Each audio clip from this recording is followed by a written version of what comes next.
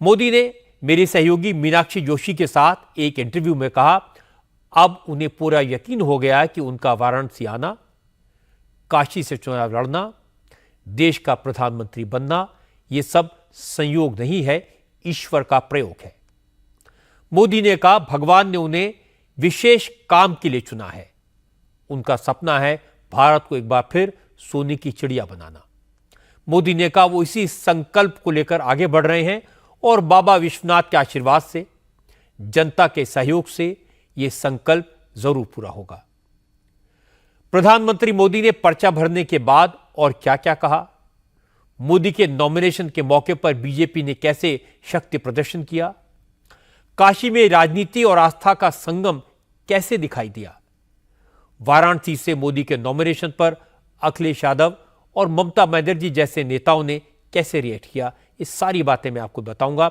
लेकिन पहले दिखाता हूं आज वाराणसी में मोदी के नॉमिनेशन के वक्त काशी का माहौल कैसा था। नरेंद्र मोदी का नॉमिनेशन तो सुबह 11 बजे पुष्य नक्षत्र में होना था, लेकिन पर्चा भरने के मुहूर्त से पहले ही नरेंद्र मोदी मोक्ष की नगरी में, काशी में पूरी तरह आध्यात्म में डूबे नजर आए। क्योंकि आज गंगा सप्तमी है, इस तिथि का काशी में बड़ा महत्व है। श्रद्धालु गंगा मां की पूजा करते हैं, इसलिए मोदी भी आज सबसे पहले मां गंगा के पास गए। दशाश्वमेध घाट पर विधि विधान से गंगा पूजन किया, गंगा की आरती की। दशाश्वमेध घाट ने गंगा आरती करने के बाद मोदी काल भैरव से आशीर्वाद लेने पहुंचे। काल भैरव को काशी का कोतवाल कहा जाता है। कोई भी शुभ कार्य करने से पहले काल भैरव का आशीर्वाद लेना जरूरी माना जाता है। काल भैरव को भी भगवान शंकर का ही अंश माना जाता है। मान्यता यह है कि काल भैरव के दर्शन के बिना काशी विश्वनाथ की पूजा पूरी नहीं होती। इसीलिए मोदी ने नॉमिनेशन से पहले काशी के कोतवाल की पूजा अर्चना की, आशीर्वाद लिया।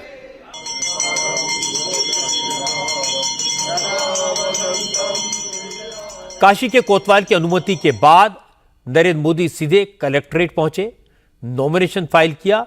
मोदी के नॉमिनेशन के पहले बीजेपी और एनडीए के सहयोगी दलों के सभी बड़े नेता वाराणसी पहुंच चुके थे।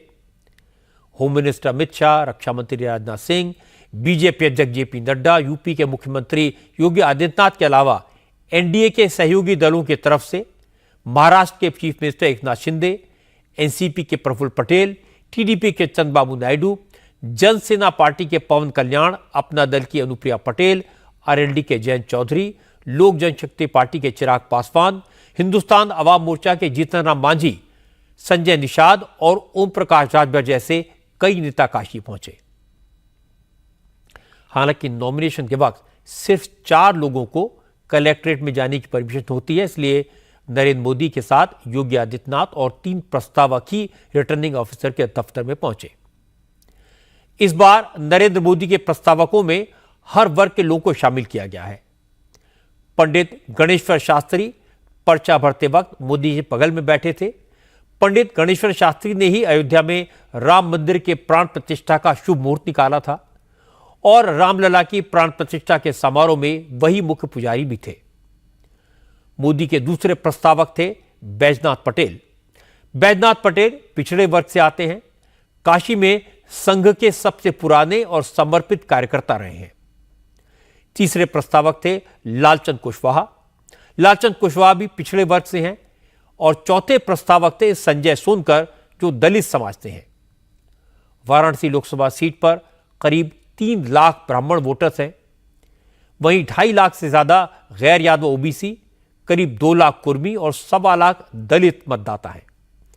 इसलिए मोदी ने अपने प्रस्तावों का चुनाव बहुत सोच समझ कर किया। हालांकि इससे पहले भी 2 चुनाव में मोदी ने प्रस्तावकों का चुनाव करते वक्त सभी वर्गों का ख्याल रखा था। 2014 और 2019 में काशी के डोम राजा से लेकर पंडित छंदूलाल मिश्रा और पंडित मदन मोहन मालवीय के पोते गिरधर मालवीय तक उनके प्रस्तावक रह चुके हैं। नॉमिनेशन फाइल करने के बाद नरेंद्र मोदी रुद्राक्ष कन्वेंशन सेंटर गए। रास्ते में जगह जगह समर्थकों का हुजूम था, जो मोदी मोदी के नारे लगा रहा था। रुद्राक्ष सेंटर में नरेंद्र मोदी ने इंडिया टीवी के संवाददाता मीनाक्षी जोशी से बात की। इस इंटरव्यू में मोदी ने कहा, जब भी वो धर्म की बात करते हैं तब लेफ्ट लिबरल इकोसिस्टम और एक बड़े वर्ग को दिक्कत हो जाती है, लेकिन उन्हें इससे कोई फर्क नहीं पड़ता। मोदी ने कहा, अब वो जो कहने जा रहे हैं उसके बाद तो विरोधी दलों के लोग उन पर टूट पड़ेंगे।